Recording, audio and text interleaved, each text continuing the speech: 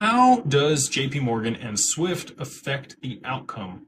Would they be able to compete with Ripple and XRP's implementation? So I think early on they thought they could.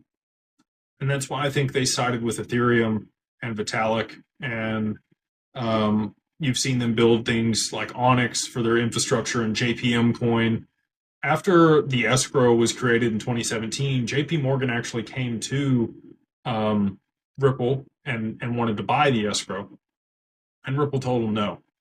And I think that is when things shifted and they decided that they were going to do exactly what you mentioned there and try to compete with Ripple and XRP.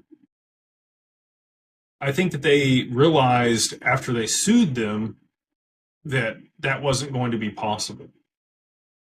And the reason for that is other institutions aren't going to adopt something that JP Morgan or Swift implement. There's too much counterparty risk.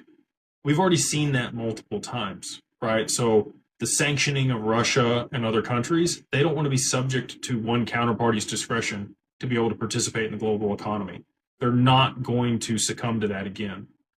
They will just invent their own system that's separate chips, right? Or if it's all the sanctioned nations, they'll just start feeding themselves and eventually pull other people over. You don't want to fracture the global economy like that. You'd like to galvanize it, and because that's a better benefit for everybody. The more commerce there is, there's more GDP, there's more money flowing around, there's more value created.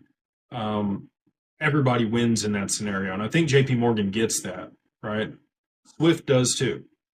Now, will they use their own proprietary technology that's interoperable with XRP through some bridge?